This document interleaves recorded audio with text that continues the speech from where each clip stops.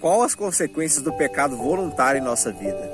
A meditação dessa manhã encontra-se em Números capítulo 15, versículos 30 e 31. Olha o que diz. Mas a pessoa que fizer alguma coisa atrevidamente, quer seja dos naturais, quer dos estrangeiros, injuria ao Senhor. Tal pessoa será eliminada do meio do seu povo, pois desprezou a palavra do Senhor e violou o seu mandamento. Será eliminada essa pessoa e a sua iniquidade será sobre ela. É interessante, né? Porque esses versículos de Números 15, 30 e 31, eles vêm tratando sobre o pecado voluntário. Ainda nesse mesmo capítulo, no início dele, verso 22, vem tratando os sacrifícios pelos pecados por ignorância. E os pecados por ignorância ainda restava algum sacrifício. O que é um pecado por ignorância? É um pecado no qual às vezes você não sabe que é pecado. O pecado é um pecado por acidente, né? Você pecou ali, mas não planejou aquilo. Só que aqui no verso 30 vem tratando de algo mais sério, que é o pecado voluntário.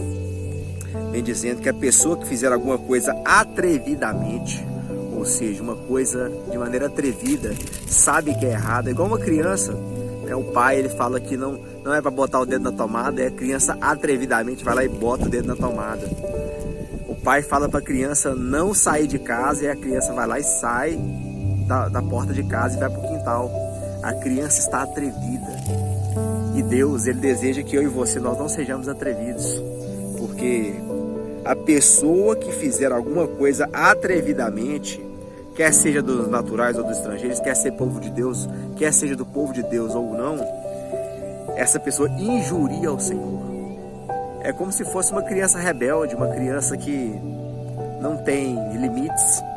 E essa pessoa, ela será eliminada do meio do povo de Deus. Pois desprezou a palavra do Senhor, diz o verso 31, e violou o seu mandamento. Essa pessoa será eliminada e a sua iniquidade será sobre ela. Queridos, o pecado voluntário é algo muito sério, porque a pessoa que peca voluntariamente, sabendo que é errado,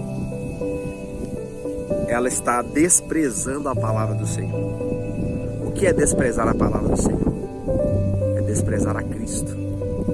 João 1, versos 1 a 3, fala que no princípio era o Verbo, e o Verbo estava com Deus, e o Verbo era Deus. Jesus, Ele é a palavra. Quando nós desprezamos os mandamentos, a palavra de Deus, nós estamos desprezando o próprio Cristo. E desprezar o próprio Cristo, como está lá em Hebreus 10, nos versos 26 a 31, vem dizendo para a gente também um pouco sobre isso, sobre o período do pecado voluntário. Hebreus 10, 26, diz que se vivemos deliberadamente em pecado, depois de termos recebido pleno conhecimento da verdade, já não resta sacrifício pelos pecados. Ou seja, se eu e você, se nós, mesmo depois de ter recebido a luz sobre o Evangelho, sobre algum certo tipo de prática, sobre algum certo tipo de ato que temos praticado continuamente, nós ainda vivemos deliberadamente nesse pecado, já não resta sacrifício. Porque nós estamos aqui, como diz no verso 29, nós estamos calcando os pés do Filho de Deus. Nós estamos profanando o sangue da aliança, com o qual nós fomos santificados, e ultrajando o Espírito da graça. Queridos, o pecado voluntário é como se nós estivéssemos fazendo como os soldados romanos fizeram com Jesus, cravando uma estaca em suas mãos, enfiando uma lança no seu peito, colocando uma coroa de espinhos em Cristo. Isso porque estaremos sendo atrevidos. E Deus, o que Deus deseja para mim e para você nessa manhã é libertação. Tiago 1,25 fala que a lei é a lei da liberdade, a lei é para quem é livre.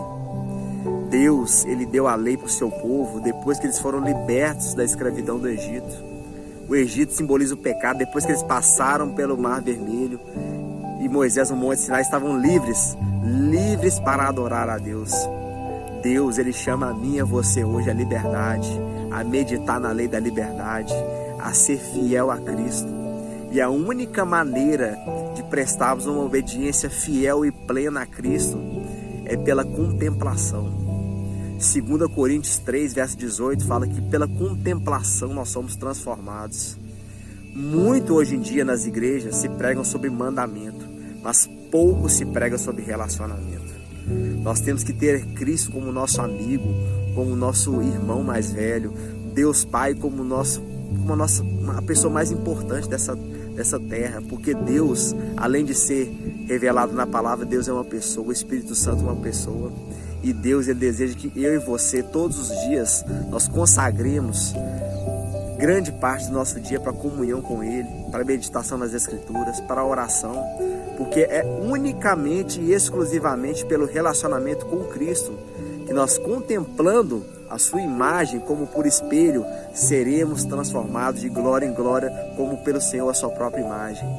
Deus, ele chama a mim e a você nessa manhã a consagrarmos a nossa vida, a consagrarmos a nossa família nas mãos de Cristo. Porque Deus, ele deseja que eu e você sejamos transformados. Deus deseja que eu e você sejamos renovados, a nossa mente, que apresentemos o nosso corpo, o sacrifício vivo, como está em Romanos 12, verso 1, e possamos ser transformados pela contemplação da imagem do Senhor, Cristo. Eu gostaria de orar por mim e por você nessa manhã, para que nós, contemplando essa imagem de Cristo, pela palavra de Deus, pela oração, pela pregação do Evangelho, nós possamos ser transformados e nós jamais venhamos a ter pecados voluntários em nossa vida, que eles nos afastam de Cristo, eles nos tiram da presença de Cristo. E o que Satanás mais quer fazer é te tirar da presença de Jesus, é te tirar da presença de Cristo e te afastar dele e falar: você é um pecador. Só que nós somos realmente pecadores, por isso que temos um Salvador que derramou o sangue por mim e por você, para que nós pudéssemos ter direito à salvação. Sempre quando caímos em pecado, nós temos que ter em mente o seguinte, que nós temos um Salvador, um intercessor, que só há um mediador entre Deus e os homens, Cristo Jesus o homem, como está lá em 2 Timóteo 2,15. E pela meditação, pela contemplação das Escrituras, seremos transformados à imagem e semelhança de Cristo. Vamos orar? Senhor amado, Pai querido, Pai de amor, sabemos agora, Pai, que não é o Teu plano para a nossa vida que tenhamos pecados voluntários em nossa vida, Pai. E que pela contemplação da Tua imagem seremos transformados. Desejamos, Pai, ser transformados e não termos pecados voluntários em nossa vida. Que a Tua graça, ela nos baste e nos fortaleça, Pai. Abençoa a nossa manhã, o nosso dia, é o que eu te peço, Pai. Em nome de Jesus. Amém.